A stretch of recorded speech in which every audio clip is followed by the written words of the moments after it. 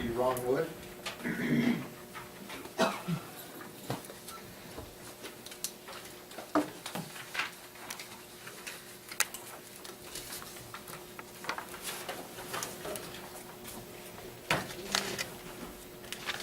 Morning, my name is Ron Wood. I'm a business owner in Lassen County in Susanville, and I have a problem right now we need to address concerning the budget with the Sheriff's Department. I have given you a document today that has 3 exhibits to it. One is the Lassen County Times letter to the editor that went in the paper today, in case you missed it. The other one's a handout on the California Penal Code Section 831 on correctional officers, and also there's a copy of the letter that was put in the paper from Ruth Ellis on February 11th. My subject today is the Sheriff's Department receiving additional funding to hire 4 correctional officers. On January 24, 2014, the Sheriff's Department appeared before the Board of Supervisors, requested $85,000 additional funding to hire 4 correctional officers. Given the county's current budgetary problems, every request, even the sheriff's current budget practices, should be scrutinized more closely. Several administrative assistants and other free staff employees employed by the Sheriff's Department are receiving full pay and benefits as correctional officers and are not legally qualified and therefore deemed exempt from working inside the Lassen County Detention Facility as correctional officers. The current sheriff did not create this particular process. It appears to be a long-standing unwritten policy to promote administrative assistants and other free staff employees to correctional officer status simply to facilitate for higher pay rate and enhance retirement benefits. I'm not going to go through this whole thing, I'm just going to address it. First question I have is, how many special class correctional officers, administrative assistants, and other free staff employees currently employed by the Sheriff's Department are receiving full pay and benefits as correctional officers, but are not legally qualified and therefore deemed exempt from working inside the Lassen County Detention Facility as correctional officers? Again, I'm not going to go through all this. The certain training required for correctional officers in the state of California under the Board of Corrections, the jail under Penal Code Section 831C, that's your exhibit number 2, it explains that correctional officers are trained to work in the jail and there are certain requirements. I believe for a fact that the administrative assistants are not, have not received that training as required. And so we're allowing the sheriff to come in and ask for additional money to hire COs. He has COs that are working out of the classification, but they're assigned CO status. And again, just for the pay purposes.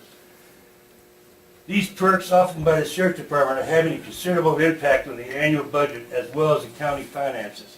The practice obscures the actual real need of the Sheriff's Department for working correctional officers, given the limitation to who have unjustly assumed this classification.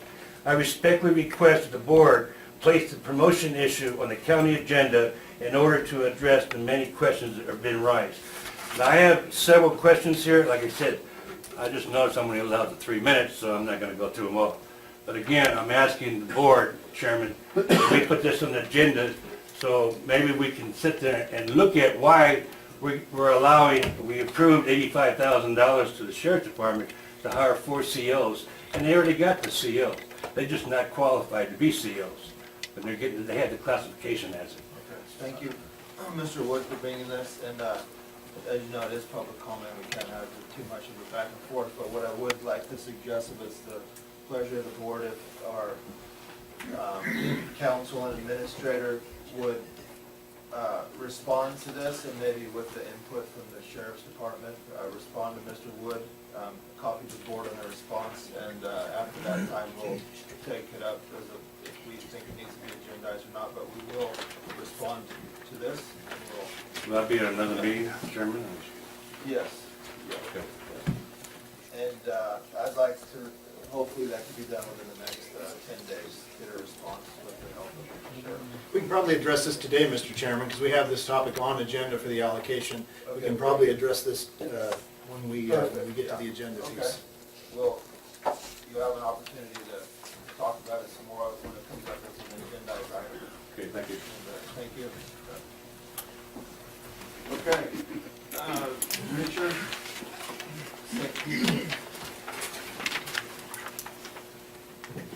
Move to H3, the Sheriff's Department.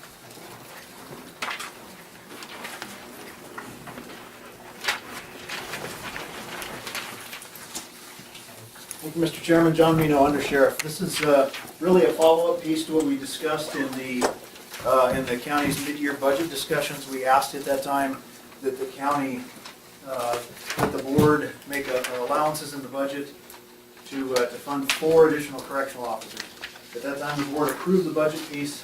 This really is now coming back to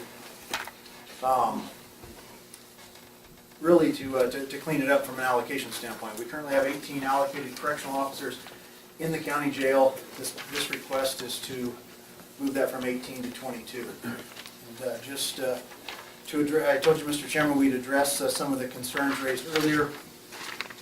There's no correctional officer that works for us that is assigned to an administrative function. 0.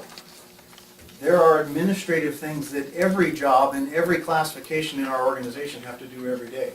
Deputy sheriffs spend an inordinate amount of time writing police reports.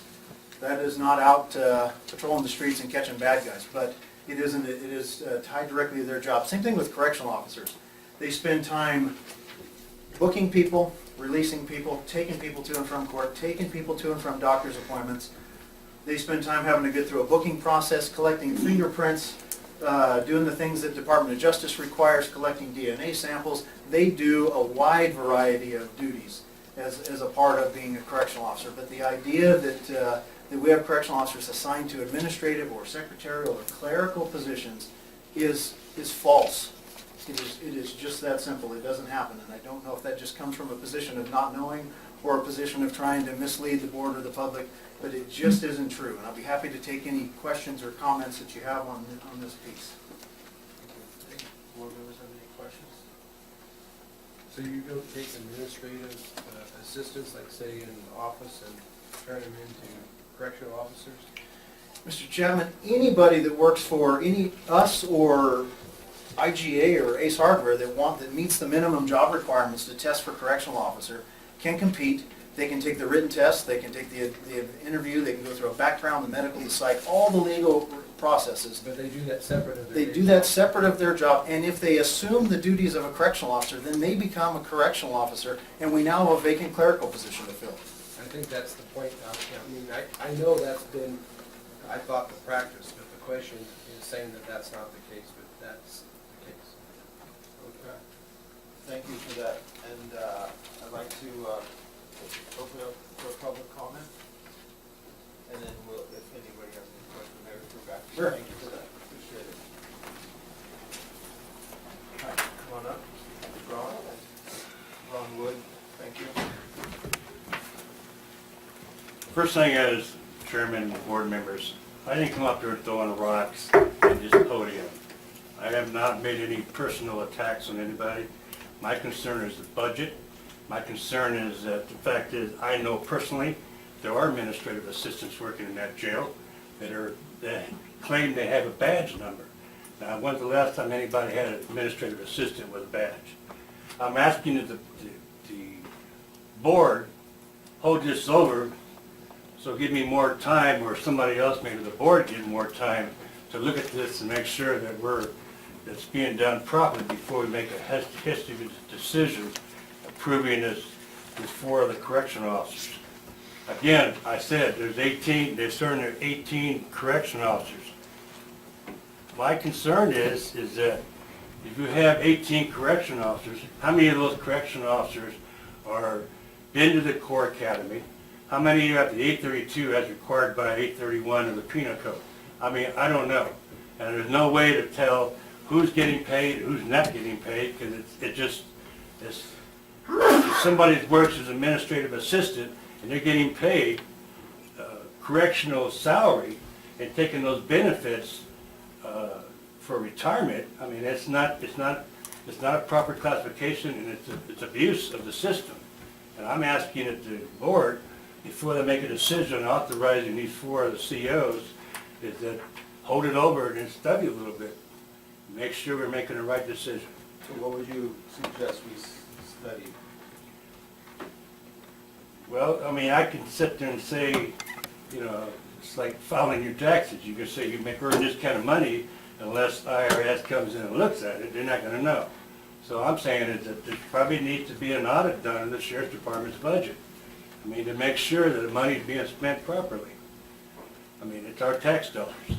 I don't care if AB 109 is providing the money, I don't care if we're providing the money. So they're getting the money, and I don't think it's appropriate to give an allocation $85,000 for 4 COs, when in fact they probably got maybe more than 18 COs, or maybe some of these administrative assistants are classified as COs and they work in the office.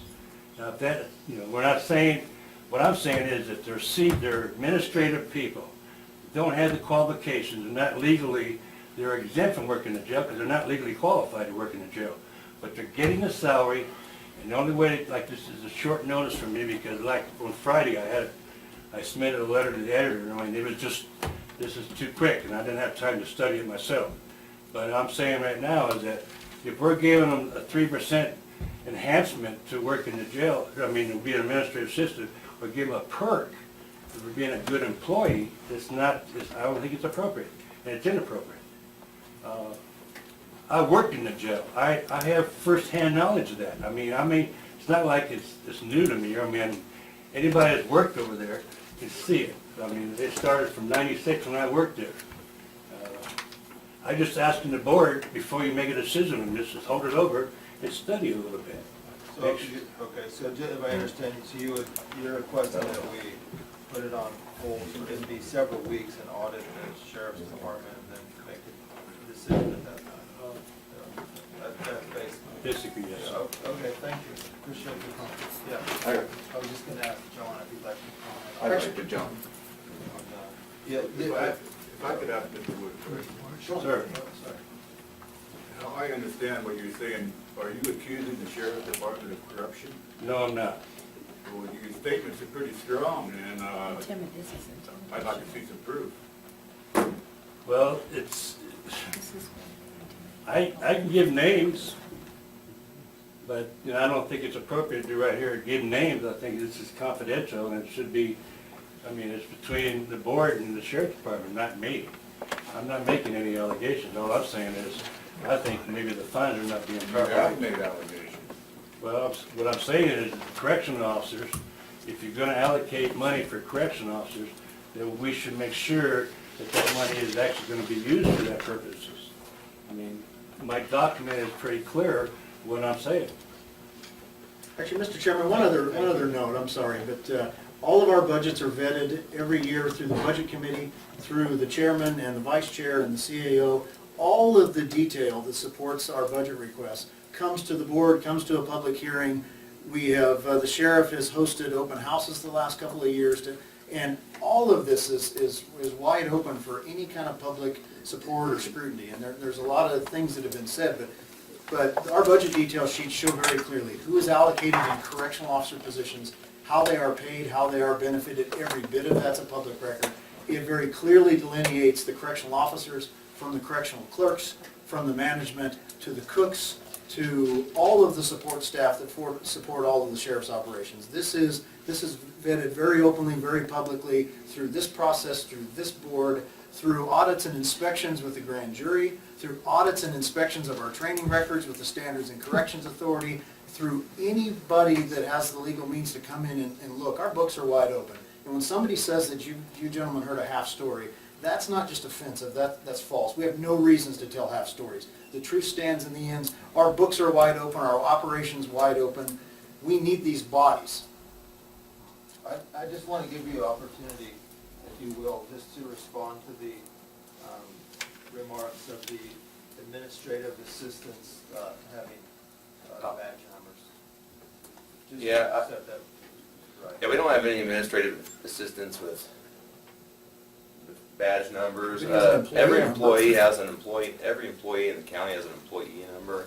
Dispatchers have a dispatcher number that's separate from their employee number. All the deputy sheriffs have a badge number. The correctional officers have a badge number. You know, there was, at one point in time, 3 sheriffs ago, there was one person who was a correctional officer who was transitioned to a civil officer and handled the civil part of our office. Any of you gentlemen have been through there, but we have a huge civil responsibility. At one point in time, that person was classified as a correctional officer. She did help with searching inmates and things. So since that point in time, that's transitioned to a civilian position that works out of the main sheriff's office, not the jail. That's the only one I can think of that ever was, you know, and then we have Doug Fletcher who runs motor pool. You know, that's a correctional officer position who works out in motor pool, supervising inmates outside the secure perimeter of our facility. He does do mechanic work, but he also supervises inmates, and we think that's appropriate to have that as a correctional, actually it's a correctional supervisor. Those are the only assignment, or that's the only assignment right now that's a correctional officer that's not working in the facility or at the courthouse. We've looked at ways to try to, and we're not going to give the public safety or the safety retirement to people who aren't in the proper classification. We're going the opposite direction. We've explored these sheriff security officers. We have some of them working screening at the courthouse. They in the jail can work at a control room assignment and operate in the control room. And we have one of those that's a part-timer that does that for us. We're trying to go the other way. We're trying to figure out what really requires that peace officer position, and trying to civilianize or look at options to civilianize every duty we can, because we know it's costly. We know the safety positions are costly. So, and related to this item here, you know, obviously we've been short for a long time in that jail. I mean, we've expressed that multiple times, and it took a lot for me to decide, okay, now is the time. I know it's a huge commitment to ask from you, but at some point, the safety of my people is more important. So that's why we asked for these. So. Thank you, Dean. And thank you, Ron. We thought that was, I appreciate it. I have a question for John, and it has to do with the agenda item. I was under the impression earlier on when we talked last week that this funding was coming out of the AB 109 funds, or what's the funding source for the 85,000 for the balance of this year and the 240,000 for the next fiscal year? When we brought that on for the mid-year budget review, Mr. Chapman, we asked that that be a commitment from the board. The general fund. Yes. Okay, that's, I just want to make sure that, because I've heard people make reference to the realignment money, which is AB 109 monies, when I thought it was general fund. When you look at what's before us, I don't see any reference to it being funded out of AB 109, and that's why I thought maybe I missed something. So. We had asked, and the CCP did fund 2 new correctional officers after realignment, and then after that, 2 new correctional clerks, as well as some probation folks and some help with compliance with field 18 officers. months ago, yeah. Yeah, and then there is they did allocate some money for a sergeant. I told you in previous meetings that we've assigned 2 deputies in acting sergeant roles in the jail to help us right now because we needed it. They have allocated money towards a sergeant, and we have an agenda item with that group in the near future, and we'll likely be coming back to get a sergeant position allocated that is going to get paid for by realignment funds. And we're hoping next year we'll adapt our budget based on what revenues we have. We're hoping with the realignment formulas from the Those monies state. usually get used first, but I think, I just want to make sure, because there's been some blurring of the lines here as to what this action here is. We're dealing with the general fund dollars that were allocated based on the January mid-year review that Julie and Karen were here, and we went through all the numbers. And that was Correct. part of the transfers that were made. This is actually implementing, spending the money that was transferred in at that time. Yes. Thanks for that. I just want to make sure we don't lose sight of that, because it was kind of starting to kind of get real fuzzy there. And I think, I'm not sure, I went back and reviewing the article that was in the paper, if it emphasized the 109 or these were general, but I can't remember. But I just want to make sure that we clearly understand that. Thank you.